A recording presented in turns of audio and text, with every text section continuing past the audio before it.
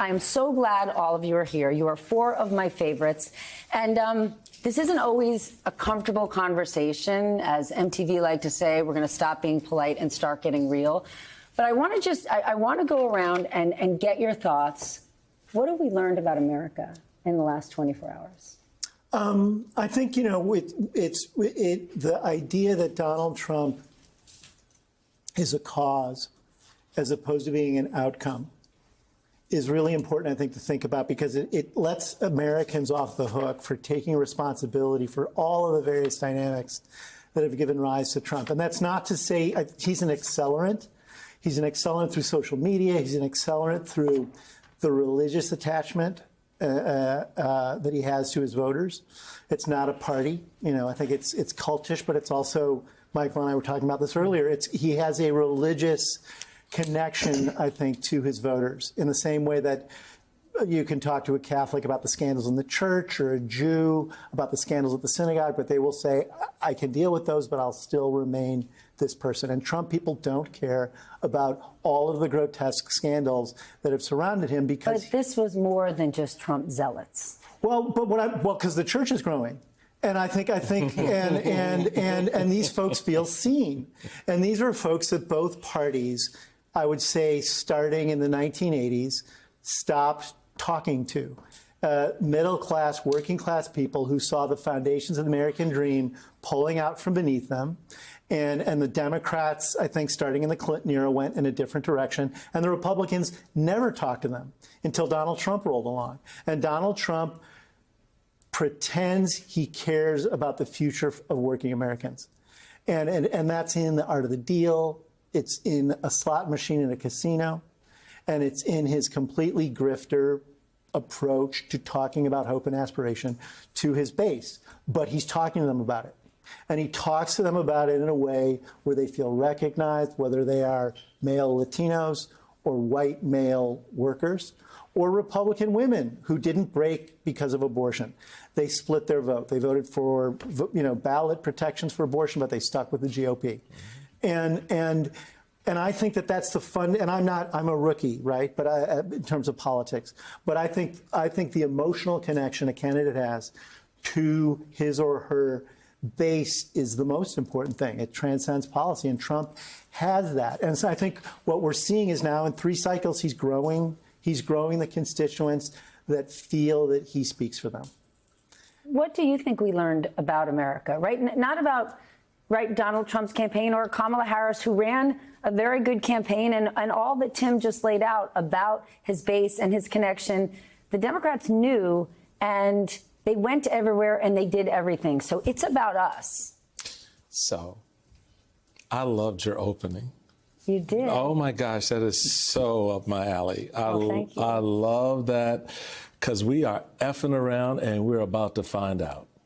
And the reason is you phrased the question, what did we learn about America? Nothing. No one learned anything. Because, meaning the institutions in the press, the media, the institutions of politics, even the Republicans themselves as an institution, they're just on the ride. They're just kind of like with Donald Trump going, oh, okay, where we going? You know, he's the one who's pulling this. And you know why he's pulling it? Because Donald Trump answered one very, very important question that nobody else has been able to answer. And I raised this with you, and I think we've talked about it, David. Focus group 2016 fall. In New Hampshire, white female mother of 2 divorced. Asked the question, why are you so adamantly supporting Donald Trump? You know what her answer was? Because he's just like me. Mm-hmm. And in 10 years, the press, the media, the institutions of government, whatever, have not been able to understand why she would say that.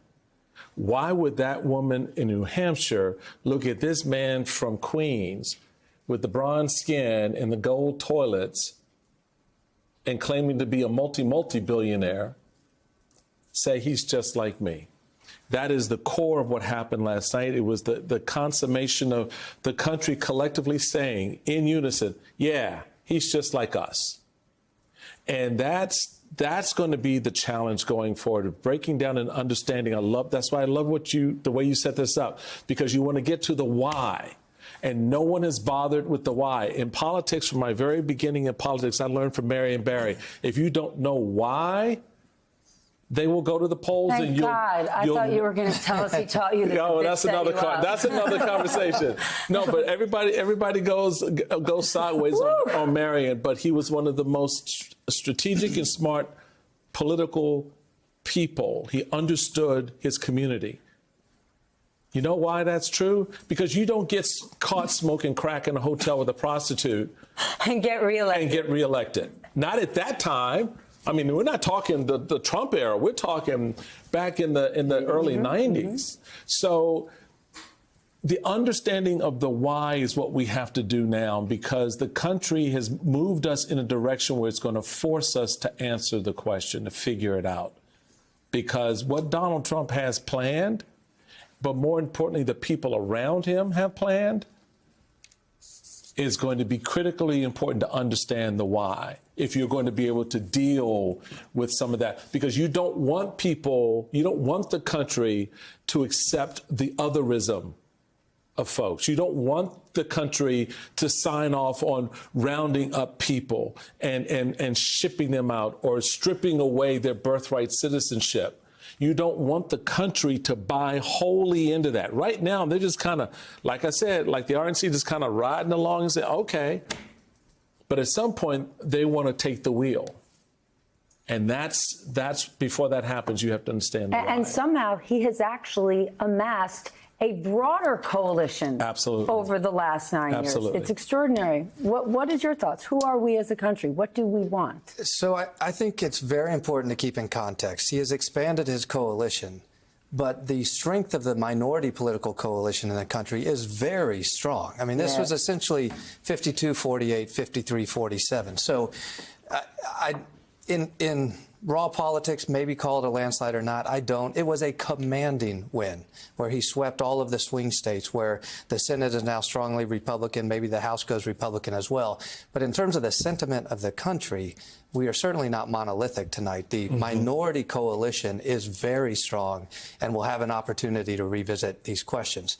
Now, what did Donald Trump do that got him to 52 or 53%? I have long said that he ignited a cultural movement and chose a party to park it within. And understand, for people who have followed Trump for a long time, each of you, Stephanie, Tim, all of us, he wasn't sure if he was going to do this in the Republican Party or the Democratic Party at one point. He was trying to figure out where to park the movement that he wanted to launch. And he chose the Republican Party, and he did not hijack it. He saw the opportunity where he could walk through the front doors in the post-Tea Party era and be embraced as the person that could finally elevate what essentially was an anti-government movement wrapped in economic anxiety. And that economic anxiety is ultimately what he has been able to carry the day with. Why do we want an anti-government movement, right? And I'm going to get to you in a second, because again, I'm not saying that we're perfect. We're far from perfect. No. But we are still the best, strongest, and most prosperous country out there. And I'm not saying that people aren't suffering, but we're actually willing to say, let's tear up the script and start anew. Why? Because for all of that 52% that voted for him, do they believe we're the strongest country because of government or because of the private sector? Even Joe Biden's classic line, the union built America. He doesn't say the government built America. He says the working class built America. So when Donald Trump gets up there with his crypto bros and Elon Musk and Howard Lutnick and all the others, even that person sitting in New Hampshire with 2 kids on a single mom income says, wait a minute, they're successful without government, and I want to be a part of this success. And so ultimately what I think we saw last night was the continued anxiety of a post-pandemic economy that Donald Trump tapped into in 2016 and carried through to last night.